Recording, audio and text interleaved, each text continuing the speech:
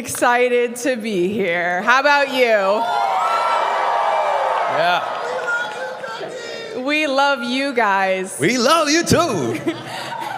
And we just feel so honored and privileged to be here in the best room in America, in my opinion. In the best time in history. In the beginning of 2025, right? So we're so excited. Thanks for having us be the kickoff speakers to get this amazing, incredible weekend started. I believe that this is going to be a before and after in your life if you want it to be. And that's what we're going to talk about tonight. Raising the bar, living with standards of excellence, and getting rid of mediocrity, right? So who's excited? All right, let's get started. So I was thinking about this topic, and I was thinking about how when I was 19 years old and I got started, I had a mindset like the world had prepared me to have, which was thinking like an employee. And I didn't always want to do things to the best of my ability. I didn't always need or think it was necessary to be excellent. And when you think about working a job and receiving a paycheck, it doesn't reward you in terms of your effort a lot of times. It rewards you in terms of your time spent.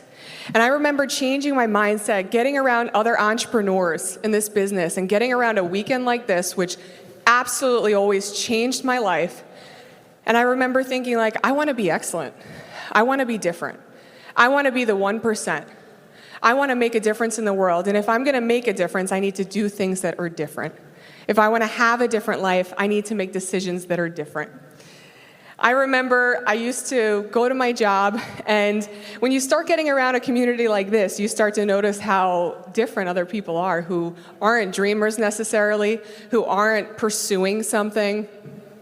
You start to notice the difference, right? And I remember going to my job, and I was just thinking of some stories. I remember that the guys at work used to pool together all their money and do lotto, and they would come to my cubicle and they'd say, Jackie, you need to participate in the lotto. We need $3. It's the biggest yet. We're all going to do it together. And they're all talking about how big the pot is getting. And I would always say no. I would always say no, because the principle to me of even believing that I needed to bet on chance for my life was so outside of what I believed I needed to do. It was so unnecessary that just on principle alone, I was never going to do that. No thanks. And they would get so mad because when you do things, when you live at a different standard, people don't understand that, and that frustrates them because that chance might be the best thing that they have going for them in their life. So feel blessed and thankful that you're in this room filled with winners. I remember I'd get to work every day and they'd say to me, Jackie, did you see what happened? And they'd all be scrambling about something because there's literally always something, right? And I would say, no, I didn't see it. What happened? Tell me. Because I'd rather, hear about that than likely at that time do something productive at my job, unfortunately, because I was still working on being excellent in all areas. And they would say, I can't believe you didn't see this. And the thing was, I didn't have a TV when we were going platinum. I didn't have a TV. We used to say something. We used to say there's no PV in TV. Okay? I need to see what was going on. And I'd turn around to the guy next to me named Brian, and I'd say, Brian, I don't need to know what's happening because I know 100% of a chance I'm going to get to work and you're going to tell me everything that's happened. So it's totally fine. We'll just cut to the chase and you just tell me the details. But for Luis and I, it was a decision to become excellent. When we got in this business, I said, I want to be the best of the best. And when you see people on stage, you admire them because not only the results that they have, but you admire them because of the effort that they put into things. And you know that it's taken hard work. You know that it hasn't been easy. And escaping mediocrity is not just something you do at the beginning, because I think at the beginning it's kind of a shock. You're around so many people who maybe don't think like you, and then you get in an environment like this, and it changes your life. But it's always a decision not to be mediocre. It's always a decision. Mediocrity is a trap. It's like a warm blanket. I have this amazing warm blanket in my house, and it just calls me from the corner of my couch, Jackie, come sit over here. Sit with us. We're so warm and cozy. But nothing ever happens there because that's my comfort zone. And it's good to enjoy. But that's not where growth is going to happen, right? In the comfort zone. It makes me think about the analogy of frogs in a warm, boiling pot of water. You guys heard this before? I'll remind you if you haven't, or I'll remind you and I'll tell you if you haven't. There's a frog, and they put it in a boiling pot of water. And immediately the frog jumps out from hitting the pot of water. Oh my gosh, it's hot. I'm going to die if I stay in this boiling pot of water. It immediately realizes that it's in danger. And I feel like that's how a lot of you might feel when you go back to work on Monday next week after being at this conference, focused on your dreams and your goals. And you go back and it's kind of shocking because you immediately see the difference when you're fed all weekend long and then you go to something different. You can immediately see the difference. Then there's a group of frogs and they have them in a warm pot of water, like something comfortable for the frogs. Feels like a warm pond. And they're in there and they're frolicking, enjoying the water. And degree by degree, really slowly, turn up the temperature of the water. So slowly though, just like a little bit, maybe every day. Like a little race here, a little race there.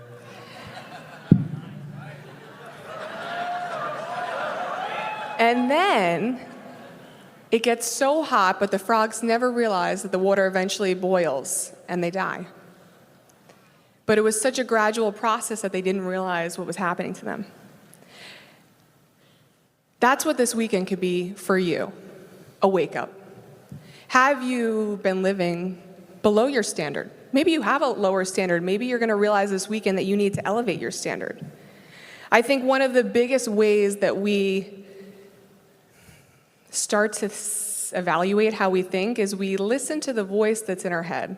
I think there's always two voices, right? Let's say the voice that tells you the good thing to do and the voice that tells you the bad thing to do, the easy way out. I think of it like this when my alarm clock goes off in the morning. I don't know if you've ever seen this post, but it says, I set my alarm for the person that I want to be, the time I want to wake up. I want to wake up at 8 a.m. And then I set my alarm for the person that I am.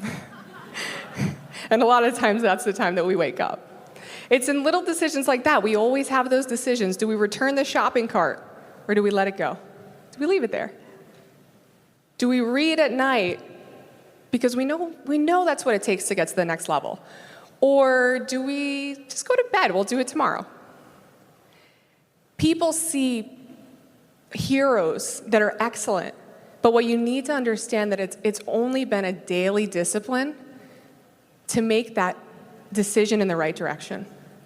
And it's actually not a huge effort. It's that 1% better every single day. Excellence opens doors that mediocrity never would, never could. I want to tell you guys a story. When you have some time in the business, you start to see patterns, and things just become obvious to you. There's things you start to understand, like going the extra mile is really what it takes. We were invited to this car owners party in Dominican Republic, and it was this, trip that they were going to do for the people who owned this car, and they were all going to get together, and it was exciting. You're going to get together with other people who had the same interests, and we immediately said, of course, yes. I had wanted to go, actually, on vacation for weeks before. It was just coming up in my head, and I said, this is a sign. I deserve to go. I should go. And there's nothing wrong with taking trips. It's not good or bad. It's not black and white. That's not my point. But I believe that was what I should do at the time. And then we slowed down. And this is what a lot of people need to do. They need to slow down with their decisions. Because what you should do in your head is actually not always the thing that's going to get you where you want to go. And I'm so thankful that we have the patience and we took our time and we said, what if we stayed home? What if we didn't go? What if we canceled that trip and built our business? Would that get us closer to our goals or further away? And we ended up staying home, and our team was so excited. I thought that they would be motivated that we would go to this fancy party, but they were actually more excited that we were in the trenches with them, being an example. And we found two of our newest and most excited we met that weekend when we stayed home. Yeah, isn't that incredible? And their lives will be changed forever if they decide to become an example and do what it takes in this business. But our team looked at us and they said, oh my gosh, what a story. But it's just the little decision to decide towards the direction of the future that you want to have. I believe this is how you inspire people. And I believe, you want to have an inspiring team, you want to have an amazing culture in your team. It's decisions like that. And I believe a lot of people will ask, how do you create self-confidence? How do you create a healthy self-image? I believe that's how. I believe you make decisions towards the person that you aspire to be, the examples that you have in your life. And you start having this confidence in yourself that you are the person that deserves that. I like to call it the late night mindset. You have people who come early and you have people who stay late, right? One thing I always used to believe about the people who would stay late is that they were going to learn something in that time frame staying late. And a lot of times when I would stay late at night owls, would get so excited, I would learn a lot. But I would forget, likely, what I learned. What didn't lose me, what I didn't forget is how it made me feel about me as a person. How it made me feel about the type of things I deserve because I'm the person, the type of person who's willing to go the extra mile. And you might not resonate with that right now, like you're that type of person, but you can decide to be that type of person today and start making decisions right now that put you in line with that person and build your confidence. And I just think that that is everything. Create the person that you want to become. So I'm going to give you a few steps to be the bar, to be the best example. Starts with a belief that we can be more. If you're not in a position where you feel like you have that self-confidence, you feel like maybe you don't have the most growth-minded mentality, you can. You can change. You can believe you can have more. Secondly, take extreme responsibility. We're always asking ourselves, what can we do better? What more can we do of? Why was this our fault? We're not looking at our team and saying, what did they do wrong? They didn't do enough. They could do more. But we're great. What a mystery. The responsibility always falls on us. Learn to overcome the internal battle. That voice that's in your head, here's what I'd encourage you to do. Decide right now, regardless of what the circumstance is, regardless of what the two options are, that you're always going to go with the one that's more uncomfortable. Decide it now. Take the guesswork out and go right to the answer. I'm just going to do the most uncomfortable thing. And have some affirmations. To begin your change is a great time to do that in the new year. Affirmations backed with action is the key, not affirmations without action. You'll create confusion. But if you believe, I'm ready to be for the unpredictable. The thing about living like in the 1% and having a higher standard is oftentimes it requires an amount of faith. Because you're shooting for goals that maybe are beyond your ability that you think. And that's good. Do you know, I thought that we hit a lot of our goals last year, and then I read through them and we only accomplished 2 out of 10. And I thought it was a good year. But then I looked back and I said the reason it was a good year was because we shot so high that we missed, but we still got pretty close. Mediocrity is an attitude, and I'll finish with this. Even if you're not where you want to be, you can decide to be excellent today. And you can decide to be that catalyst on your team. It's an attitude. It's not just your results. I'm not concerned with where you're at. But I'm concerned with the type of person you are, the example that you are, the willingness you have to go the extra mile. And I'll leave you with my husband. He has taught me so much about this. I think I really lived in my comfort zone before we got married. He is incredible. He is the absolute example of doing above and beyond. When we travel, I'll tell you this last story. When we travel, there's always the pass, you're going to your gate and there's the fast lane, like that escalator on the floor. You know what I mean? The flat escalator. There's a name for that. I'm on that thing, and he's walking beside me. I'm like, oh my God, this guy's got to make me look bad. I'm the quitter over here, not working hard enough. And then here comes a real escalator, and he's walking up the stairs. And I had that little frustration, like the people who I used to work with at work who wanted to play lotto, and I didn't want to play with them. And then I decided, I want to do what you're doing. Now I'm walking up the stairs, I'm walking beside, and we're together, doing it together, having fun, and feeling good about ourselves at the end of the night. And that's what it's all about. Love you guys. Here's Luis.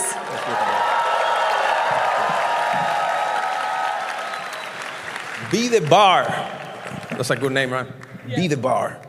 All right, so when we talk about excellence, you cannot hide excellence.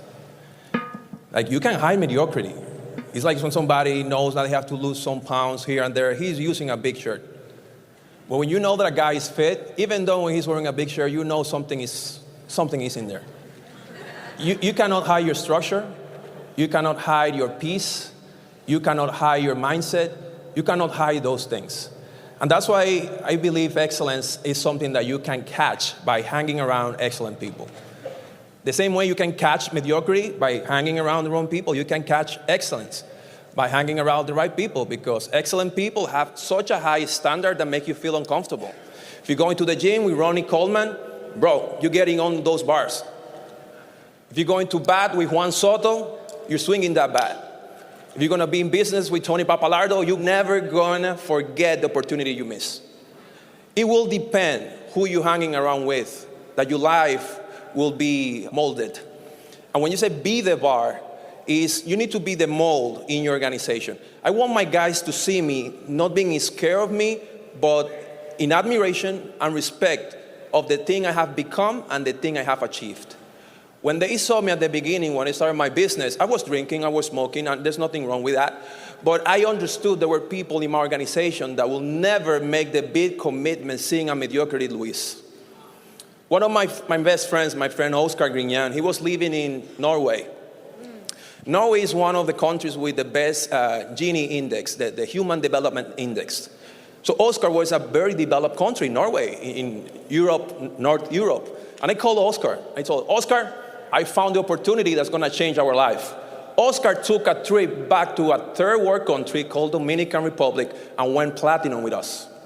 So when I tell you that, why a person will make the big commitment with you when they see that your house is messy, your car is dirty, your body's not in place, your mind is empty, your pockets are empty? Why a person will make that big commitment if they don't see in you somebody they want to become? And when we say be the bar, you need to strive to be the best version of yourself, period. Don't do it for somebody else. Don't do it for only for yourself. So when I'm in my house and it's my working out time, Jackie knows I'm getting those sneakers on. She knows that. You're sick, doesn't matter, getting the sneakers on. It's raining, doesn't matter, getting the sneakers on. I'm doing it wet. And if I get those sneakers on, I'm out of my house, I'll finish this workout just to prove myself that I did the first thing right, that was getting the sneakers on. Are you reading at night? Are you talking to your mentors? Are you doing the things that you know are the right things? And sometimes people are trying to complicate it, like Tony was saying in one training, previous this one. And one of the biggest lies that we've been told is that it's not that easy. Let me tell you something. It's that easy. It is that easy. You choose every day who are you going to become. One leader told me once that one of the problems in the Amway business is that we have gotten away with being mediocre in so many aspects of our life and just getting by. But then this business reveals who you are, not only to you, but to your organization. And when you understand that, you get scared of the version that you're showing. And sometimes you have this mask you don't want to show to your mentors, but that's the job of your mentor, to see who you really are, to help you become a better person. And that's why we have a system. I remember Tony, when he was coming to Dominican Republic at the beginning, that he told me, hey, Luis, you need to change. And I was so excited that every time Tony gave me an advice, I make the change.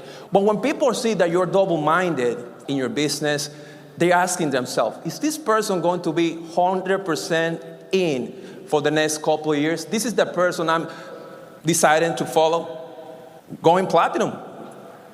Mediocrity is a disease that 99% of people have it, they don't know it, but some people need to understand that. You might have some mediocrity in you, and it's okay. Become the best version of yourself. I always talk to my team about what's the mindset of what we're trying to accomplish here. We talk about run with one, don't drag 100. But who's that one? They say two heads think better than only one head. Not really. If the two heads are drunk, we're in danger. They say better alone than in bad company. It depends who are you with alone. If you're with your own thoughts, sometimes being alone is dangerous. Quality over quantity. And there's some of the things we always share in this type of environment, but the opportunity that we have is to have context. Being the bar is what you tolerate, you need to accept. What you see when you're dating, you need to accept when you're married. When you're doing process with people, and then you launch them, and then you don't like your organization, brother, you launch them. Sometimes when you have standards in your life, you just don't tolerate other things. You fix them. If you go to your house and somebody throw trash in the front, you clean it. And if you go to your organization and you don't like some things, you clean them.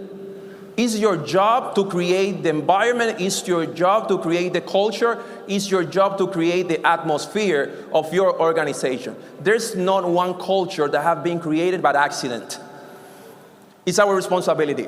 And that's what I call the bucket of the process. And the first thing on the top, if you see, is the standards.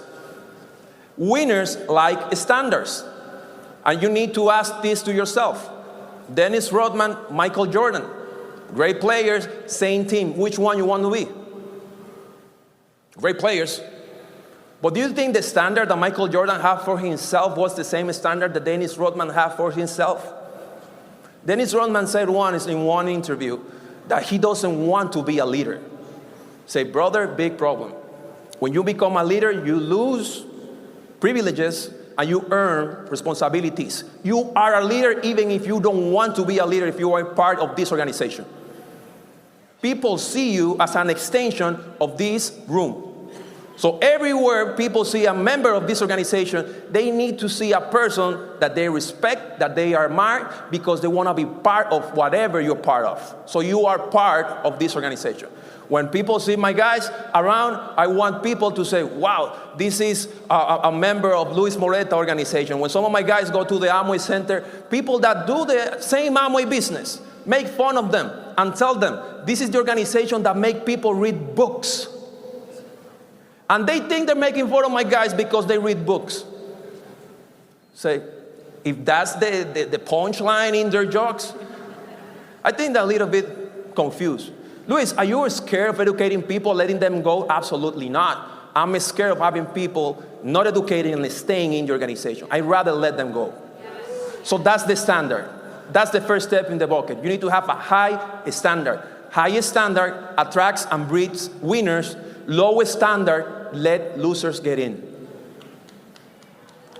And some people say, Luis, I don't like to read. Okay, good for you. Be a surgeon and tell me you don't like to read. Be an engineer and tell me you don't like to read. Be a scientist trying to get a rocket to Mars and telling me you don't want to read. And you're trying to create a network of people and you don't want to grow personally, so you cannot help them grow personally? It's like being a dentist and not liking teeth. Doesn't make any sense. And that's the second step, the culture. Winners like to be around winners. And when you're a winner, you can identify a winner.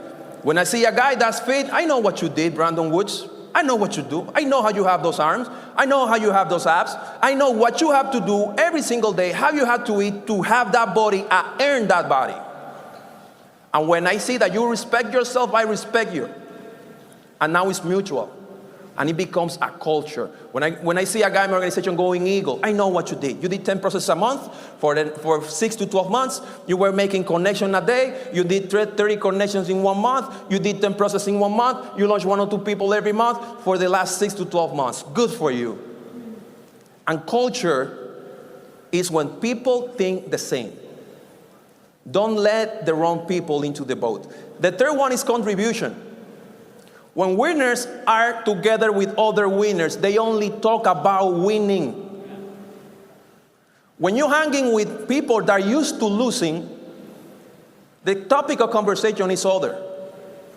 But when you're hanging around with Michael Jordan, Kobe Bryant, there's only one topic in that table. How are we going to win? When you're hanging with winners, there's only one topic. How are we going to break a leg? How are we going to go platinum? How are we going to pay debt? How are we going to do these things? And that's the topic of conversation in our organization. When I get down with my guys and we bring them to my house, I have 10 guys in my organization, 5 of them in Sapphire qualification, 3 of them in Emerald qualification. And we're talking to those 10 guys. Guys, in this next 24 to 36 months, how all of you guys are going in 36 months?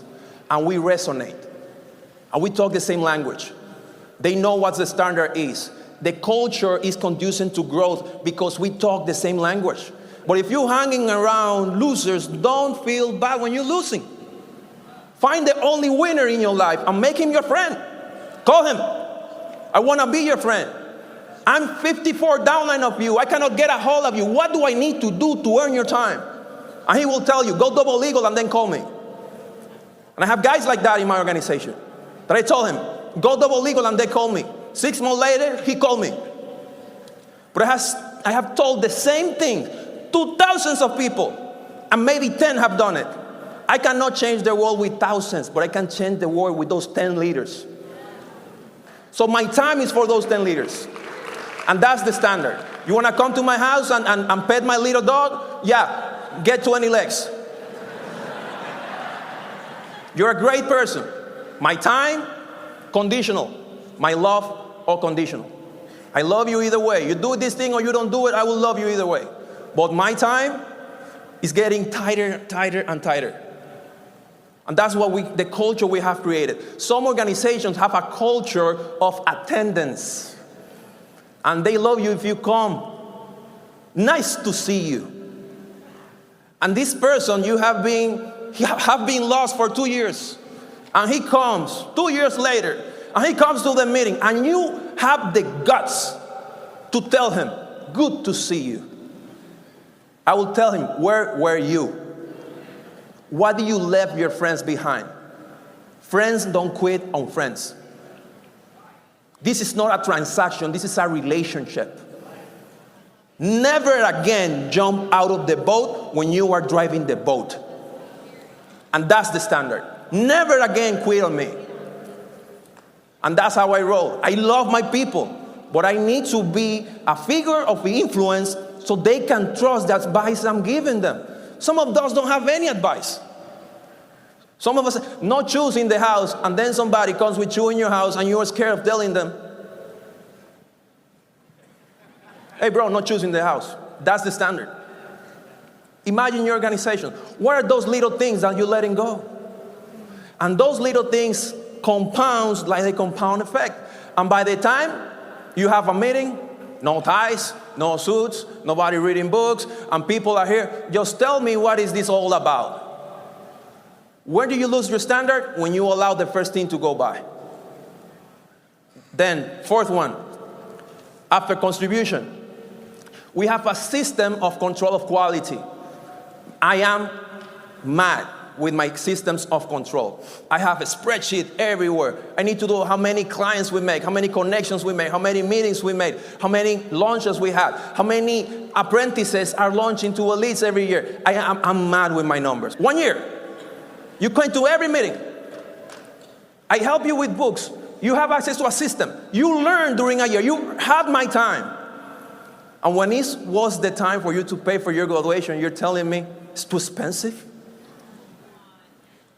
That was a transaction or a relationship. And that's why we need to have a system of quality control. What do we have in the room? Who are the people going platinum in the organization? And those people will have more time.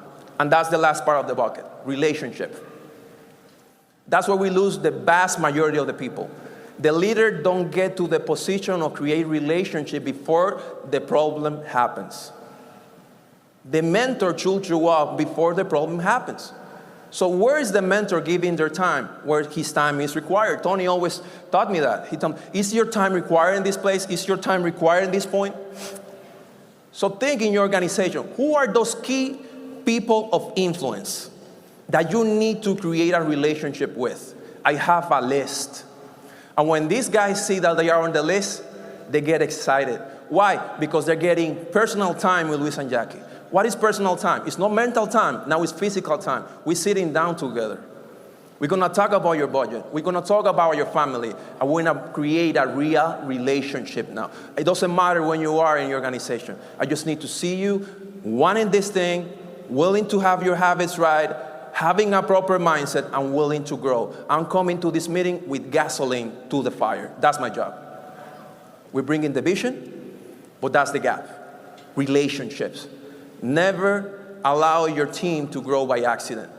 Who are the people that you need to create relationship with and make part of your habit creating those new relationships? You are one habit away of exponentially increasing your income. You're amazing creating clients, good for you. Now get good at leading people that can create their own clients. You're good at helping people create their own clients, good for you. Now get good at teaching those people that have their clients, teach some other people create their clients so they can go platinum. And when you become a teacher of Eagle, you go platinum, and that's what we're learning now. We love you guys. We love you. Hope we help. Believe in yourself. For the calendar year 2024,